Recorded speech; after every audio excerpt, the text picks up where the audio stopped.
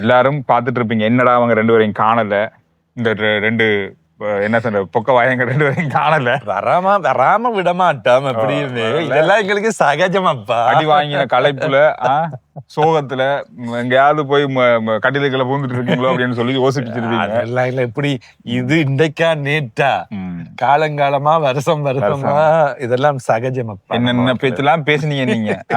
இந்தியாவுக்கு அடிக்க போறோம்லாம் நின்றீங்க. இப்போ சொல்றோம், இன்றைக்கு உங்களுக்கு பாகிஸ்தானுக்கும் அடிக்க முடியல, பங்களாதேஷுக்கும் அடிக்க முடியல. நீங்க என்ன பேசுறீங்க நீங்க 2 பேரும்? இப்ப இப்படித்தானே சந்திர, இன்றைக்கு பாருங்க பங்களாதேஷ் இந்தியாவுக்கு அடிக்குது. அடுத்த மேட்ச்ல இந்தியாவுக்கு ஸ்ரீலங்கா அடிக்கும். உங்களோட வாய் இருக்கு, இதுதான் பிரச்சனையே. இன்னுமாடா நம்புறீங்க நீங்க? இந்தியாவுக்கெல்லாம் அடிக்கிறத பத்தி இன்னுமாடா நீங்க நம்புறீங்க? இப்ப சரிப்பா, இலங்கை அணி நேற்று பாகிஸ்தானோட தோத்துட்டாங்க. சரி, பங்களாதேஷோட நாங்க தோத்துட்டோம். ஓகே, வாய்ப்பு இல்லாம தானே போயிட்டு.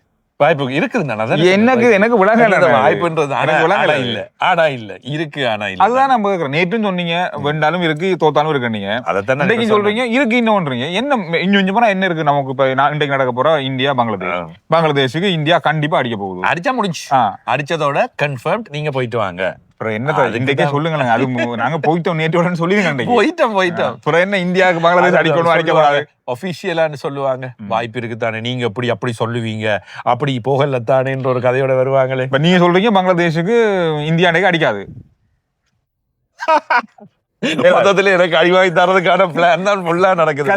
இந்தியாவே அவ்வளவு கஷ்டமான டீம் பங்களாதேஷ். வாய்ப்பே இல்ல. இன்றைய தினம் இந்தியா வெற்றி பெறும். வெற்றி பெற்றதும் இலங்கை வெளியே சென்றது என்பது உறுதி செய்யப்படும். அதன் பின்னர் பாகிஸ்தான் இலங்கை அணிகள், பாகிஸ்தான் பங்களாதேஷ் அணிகளில் யாராவது ஒருவர் இறுதி போட்டி. என்னுடைய கனவு உண்மையா பொய்யாயிட்டு. இந்தியா இலங்கை தான் ஃபைனலுக்கு வருவோம்னு நான் யோசிச்சது. எனக்கு தெரிஞ்சு ஒரு விதமான கோணத்துல நான் யோசிச்சேன். ஆனா அது நேற்றைய நாள்ல அது போயிட்டு கனவு உடைஞ்சு போச்சு. இந்தியா பாகிஸ்தான் இறுதி போட்டின்றது கொஞ்சம் பிரகாசமா தெரியற மாதிரி இருக்குது. இந்தியா பாகிஸ்தான் இறுதி போட்டின்றதை நாங்க பெரிய அளவா வரவேற்கிறோம் உண்மையிலே. சரியா? இன்னொரு முக்கியமான சுவாரஸ்யமான விஷயம் இருக்கு. என்னது? நாங்க தான் இந்த பங்களாதேஷ் அணிய நாங்களும் வெண்டு இந்த சூப்பர் 4 கொண்டு வந்தோம். அந்த நன்றி கடனை இன்றைக்கு பங்களாதேஷ் செய்யுமா இருந்தா இந்தியாவை வெண்டு எங்களையும் கூட்டி கொண்டு போகணும். இல்ல, எனக்குத்தான் இன்னும் நீங்க நம்புறீங்களாட்ட மாதிரியா கேள்வியை கேட்டுட்டு திரும்பி ரிவைண்ட் பண்ணி அதே விஷயம். அது ஒரு சுவாரஸ்யமான விஷயம்ன்றத சொல்றேன். மற்றபடி இது நடக்கணும்ன்றதா இல்ல. இது இப்படி நடந்தா உனக்கு ஒரு நன்றி கடன் இருக்கா, அதை செஞ்சிரு இன்னைக்கு அப்படின்னு மாதிரி. அதுக்கு இந்தியா டீம் விட்டு கொடுக்கணுமே. இது என்ன சின்ன டீமா? போட்டு புள்ளையில புளிஞ்சு எடுக்கிற மாதிரி அடிச்சு துவச்சு எல்லாரையும் காய போட்டு கொண்டிருக்கிற இந்தியா டீமுக்கு போயிட்டு இலங்கை அணி மேல நிறைய விமர்சனங்கள் வந்திருக்கு. துடுப்பாட்டம் மிக மிக மிக மோசம். பந்து வீச்சில் குறை சொல்வதற்கு எதுவும் இல்லை. நல்ல முறையில் பந்து வீசியிருந்தார்கள். விக்கெட்டுகளை தாக்கக்கூடிய முழுமையான முயற்சிகளை செய்து கொண்டார்கள். இந்த ஆசிய கிண்ணத்தில் ஒரே பேட்டிங் லைனப்பை இலங்கை அணி சகல போட்டிகளிலும் கொண்டிருக்கின்றதா என்பதை முதலில் பார்க்க வேண்டும். இல்ல, மாத்தி மாத்தி மாத்தி மாத்தி இருக்காங்க. குஷால் மெண்டிஸும் பத்தும் நிசங்கம் மாத்திரம்தான் மாற்றப்படவில்லை. ஆரம்ப துடுப்பாட்ட வீரர்கள் ஏனைய துடுப்பாட்ட இடங்கள் மாற்றி மாற்றி மாற்றி நிறுத்துவது, வெளியே போடுவது, உள்ளே எடுப்பது, புதியவரை கொண்டு வருவது, பழையவரை கொண்டு வருவது, ஒரு பேட்டிங் லைனப் என்பது இல்லை. அதே போன்று எதிரணியினருக்காக, எதிரணியின் பந்து வீச்சாளர்களுக்காக அவர் ஆஃப் ஸ்பின் போடுவார், லெக் ஸ்பின் போடுவார், ஃபாஸ்ட் போலர், அவருக்கு இவருக்கு அவர் என்று சொல்லி துடுப்பாட்டத்தை மாற்றியது. கடந்த போட்டியில் தஸ்வந்த் சானுக்கு 4ஆம் இலக்கத்தில் நல்லா விளையாடினார், அரிச்சதம் பெற்றார், போட்டியை கொண்டு சென்றார். இந்த போட்டியில சரித்த சிலங்க 4ஆவது இலக்கத்தில் வருகின்றார். என்னத்துக்கு வந்தார் என்றது தெரியவில்லை. நான் ஆரம்பத்தில் இருந்தே சொல்லிக் கொண்டு வருகின்றேன். கமிந்த மெண்டிஸ் நேற்றைய தினம் போட்டியினை கொண்டு சென்றார். இவரை 3ஆவது இலக்கத்தில் அல்லது 4ஆவது இலக்கத்தில் கொண்டு வந்திருந்தால் இதை செய்திருப்பார். கவிந்த மெண்டிஸ் தான் நேற்று அளவுக்கு விளையாடினவர். பின்வரிசையில் இருந்து தனித்திரண்டு போராடி இருந்தார். முன்னுக்கு கொண்டு வந்திருந்தால் சில வேளைகள் எல்லாருடைய துடுப்பாட்ட பிரிவுகள் மூலம் இன்னும் ஓட்டங்கள் கிடைத்திருக்கும். சரித்த சலங்க 5ஆவது இலக்கத்தில் இருக்கலாம். 3ஆவது 4ஆவது இலக்கங்கள் தொடர்ந்து மாற்றப்பட்டு கொண்டிருப்பது சிக்கல். அது இந்த போட்டி இப்படியான ஒரு போட்டியிலேயா இப்படி டெஸ்ட் பண்றது அப்படின்றதுதான் பெரிய கேள்வி. ஏன் இப்படி பண்றாங்கன்னு அது பெரிய அளவில் பாரிய பிரச்சனைகளாக இருக்கின்றது. சனஜய சூரியவன் ஐடியாவா அல்லது சரித்த சலங்கவன் ஐடியாவா, ஏன் இந்த தொடர்ச்சியான குழப்பங்கள் அல்லது இவ்வாறான மாற்றங்கள் என்பது தெரியவில்லை. இது சில வேளைகளில் வீரர்களையும் பாதிப்புக்குள்ளாக்கி திடீரென்று மாற்றங்களை செய்வது. நேற்று பாகிஸ்தான் அணி ஓகோண்டு நேற்று விளையாடின அப்படின்னு சொல்ல முடியாது. இலங்கையினுடைய ஓட்ட எண்ணிக்கை குறைந்தது. பாகிஸ்தான் அணி இலகுவாக இந்த வெற்றியை கொண்டு போனதுக்கு காரணமா? இதில் முக்கியமான பிரச்சனை சந்துரு, ஆடுகளம் வேகப்பந்து வீச்சாளர்களுக்கானது தெரியும்.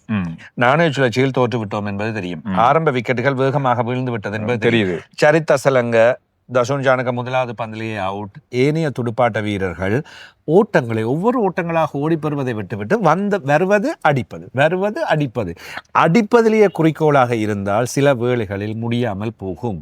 எனவே ஓட்டங்களை ரொட்டேட் பண்ணி பாகிஸ்தானின் 5 விக்கெட்டுகள் விழுந்ததன் பின்னர் அந்த துடுப்பாட்ட வீரர்கள் என்ன செய்தார்கள்? இந்த மாதிரி ஓடி ஓட்டங்களை பெற்றுவிட்டு இந்த மாதிரி விஷயத்தை இந்தியா அணிட்ட படிக்கணும், இறுதியாக எடுத்துக்கொண்டால் நிச்சயம் இந்தியா இதை சரியாக செய்யும்.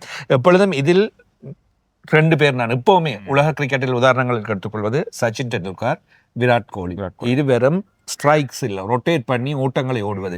ரன்ன போல் அதாவது பந்து வீச்சும் இது கணக்காகவே இருக்கும் ஓட்டங்களும் எப்பொழுதுமே ஓடிக்கொண்டிருப்பார்கள். அங்கே இங்கே பந்தலை தள்ளி தள்ளி தள்ளி ஓடி பந்து வீச்சாளர்களை வந்து ஒரு கட்டத்துக்கு மேல வெறுக்க பண்ணிடுவாங்க. என்ன செஞ்சாலும் போட்டாலும் அடிக்க மாட்டாங்கன்ற அளவு கொண்டு பிறகு அடிக்க வலிக்கும் மனநிலையை மாத்திடுவாங்க. விராட் கோலி எவ்வளவுதான் வேகமான துடுப்பாட்ட வீரராக இருந்தாலும் இந்த நேரத்துல நின்றுட்டே இருப்பாரு. நமக்கு என்ன அடி அடி அடி நமக்கு கொஞ்சம் இதா இருக்கு. ஆனா நம்ம அணியில முந்தி இருந்தாங்க குரு சிங், அரவிந்த் டி சில்வா, இவங்க எல்லாம் இந்த மாதிரி விஷயங்களை மஹால ஜெயவர்தன சங்கா இவர்கள் எல்லாம் வேகமாக அடித்தாடுகின்ற 6 மன்னர்கள் இல்லையே. இவர்கள் எல்லாரும் ஓட்டங்களை ஓடி பெற்று இன்னிங்ஸை பில்டப் பண்ற ஆளதான் அவ்வளவு ரன்ஸ் வச்சிருந்தாங்க. அதனாலதான் வெற்றிகளை பெறக்கூடியதாக இருந்தது. எனவே இலங்கை இந்த துடுப்பாட்டத்தில் ஒன்று பயிற்றுவிப்பாளர்கள் சரியான முறையில் பயிற்சிகளை வழங்கி இதை சரியாக கவனித்துக் கொள்ள வேண்டும். துடுப்பாட்ட பயிற்றுவிப்பாளர் திலின கண்டாம்பி அவர் இதில் ஒர்க் அவுட் பண்ண வேண்டும். அல்லது ஜெயசூரியவன் ஐடியா என்ன? ஒன்று சந்துரு இப்பொழுது ஆசிய கிண்ணத்தில் போகின்ற விதத்தை பார்த்தால் மிக விரைவில் உலக கிண்ணம் வர போகின்றது. தென்னாப்பிரிக்கா, ஆஸ்திரேலியா, நியூசிலாந்து, இங்கிலாந்து இந்த 4 அணிகளும் இந்தியாவை தவிர்த்து ஏனைய அணிகளை தூக்கி போட்டு உலக்கிட்டு போவாங்க. பங்களாதேஷா இருக்கட்டும், பாகிஸ்தானா இருக்கட்டும், ஆப்கானிஸ்தானை கூட ஆசியாவின் அணிகள் மிக மோசமாக இருக்கு. இந்திய அணி மட்டும்தான் தப்ப போகின்றது, ஃபைட் பண்ண போகின்றார்கள். அந்த அணிகளை அடிக்கக்கூடியவர்கள் ஏனைய அணிகள் இப்பொழுது இந்த ஆசிய கண்ணத்தில் விளையாடுகின்றதை பார்க்கின்ற வேளையில் இந்த மற்ற அணிகளுக்கு இங்கிலாந்து, ஆஸ்திரேலியா, தென்னாப்பிரிக்கா போன்ற அணிகளுக்கு கிட்டேயும் வர முடியாது, ஈடுகொடுக்க முடியாது. இலங்கை இந்தியாவின் அதாவது ஆசிய ஆடுகளங்களில் வந்து மேலைத்தேய நாடுகள் குறிவைத்து குத்துன்னு குத்தி விட்டு செல்ல போகின்றார்கள். நேற்று நாள்ல வன்னியூர் ஹசரங்க மைதானத்துல நடந்து கொண்ட அந்த விதம், அதுக்கு முதல்ல பாகிஸ்தான் வீரர் நடந்து கொண்ட விதம், இது என்னதான் வெற்றி தோல்வியை தாண்டி இதுதான் ட்ரெண்டிங். இந்த ட்ரெண்டிங்கா இருந்தது. 2 பேரும் இறுதியில் கட்டிப்பிடிச்சு போட்டோ எடுத்து கொண்டா இருக்கிறாங்க. அவர் முதலில் அதை செய்து காட்டினார், இவர் செய்து காட்டினார், பிழைச்சு போச்சு. கடைசியில முடியலையேடான்னு ரசலாண்டல் மற்றும் பாகிஸ்தானின் வர்ணையாளர்கள் லொகாயோனிஸ் போன்றவர்கள் அதை கதைத்திருந்தார்கள். நேர்முக வர்ணனையில் பார்க்கக்கூடியதாக இருந்தது. வனிது மீண்டும் அவர் செய்வது போன்று, ஆனால் சரியாக அப்படியே செய்தார். அது மீண்டும் ரசிகர்களை கொஞ்சம் ஆசவாசப்படுத்தி 2 பக்கத்துக்கு பிறகு கொஞ்சம் 2 பேரும் சேர்ந்துட்டாங்க. அப்படி எல்லாமே ட்ரெண்ட் ஆயிடுச்சு. ஆரம்பத்துல கொஞ்சம் ஆக்ரோஷம் போச்சுது, கொஞ்சம் கோபம் வந்தது. பாகிஸ்தானின் பந்து வீச்சாளர்கள் ஷைன் ஷாஃப்ரிடி போன்றவர்கள் ஏற்கனவே இந்திய வீரர்களோடும் இப்படிதான் அவங்க முரண்படுறாங்க. இப்ப இலங்கை வீரர்களோடும் முரண்பட ஆரம்பிச்சுட்டாங்க. அந்த மாதிரி ஒரு கலகலப்பு வந்துச்சு. ஆனா போட்டி முடியக்க அதை கொஞ்சம் சமாளிச்சு கொஞ்சம் நகைச்சுவையா மாத்தி போற இடம் எல்லாம் பாகிஸ்தான் அடிபட்டு கொண்டிருக்கின்றது என்ற ஒரு பேரை கொண்டு வரக்கூடாது. அந்த ஒரு ஓகே. இன்றைய நாள்ல முக்கியமான போட்டி தான் இலங்கை அணிக்கு. இது வந்து பங்களாதேஷுக்கோ அல்லது இந்தியாவையும் தாண்டி இலங்கைக்கு இன்றைக்கு ஒரு முக்கியமான போட்டி. ஆனா இலங்கை விளையாடாட்டியும் கூட நீங்க சொல்லுங்க, யாருக்கு இன்றைக்கு நீங்க சப்போர்ட் பண்றீங்க? நான் எப்பவுமே நான் சப்போர்ட் பண்றது இல்ல. அப்படியா? வாய்ப்புகள் என்ன இருக்கு, கருத்துக்கள் என்னன்றது சொல்லுவேன். இந்தியா பங்களாதேஷ் எடுத்துக்கொண்டால் இந்தியா பலமான அணி. நாங்கள் இந்தியா பலம் கேட்கல, நீங்க யாருக்கு சப்போர்ட் கேட்கிறேன்?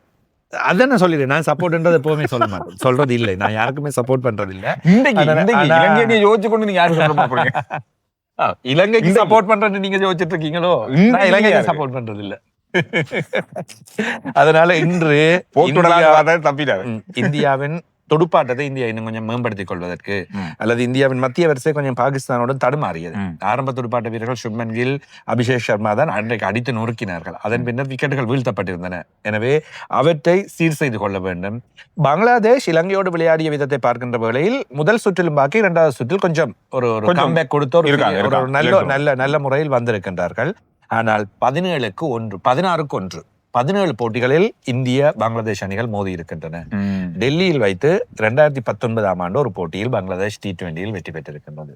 இன்னொரு விஷயம் சொல்லணும், நேற்று நாம சொன்ன இறுதியா நடந்த 3 போட்டிகளையும் இந்த மைதானத்தில் நேற்று நடந்த போட்டி, இந்த அபுதாபியில் நடந்த போட்டியில 3 போட்டியிலையும் பாகிஸ்தான் தான் வென்றிருக்குன்னு சொல்லி 4வது போட்டி நேற்று நடந்து 4வது போட்டியிலும் பாகிஸ்தான் தான் வென்றிருக்கு. அது பழைய டீம்னு சொன்னோம், ஆனா இது புது டீம்னு சொன்னோம். ஆனா புது டீமும் அடிச்சிருக்காங்க. 8 வருஷத்துக்கு பிறகு பாகிஸ்தான் வென்றிருக்கு ஸ்ரீலங்காவை. சரி, அப்படி ஒரு மனசை தீர்த்துட்டு 8 வருஷமா வெளில இல்லாதவங்களை இப்ப வெளில வச்சுட்டீங்களேடா அப்படின்னு சொல்லலாம். ஓகே, நீங்க என்ன நினைக்கிறீங்க இன்றைய போட்டி பற்றி? யாரு வென்றா சந்தோஷம் அப்படின்றத கருத்துக்கள்ல சொல்லுங்க. அடுத்த வீடியோவில் நாங்கள் உங்களை சந்திக்கிறோம்.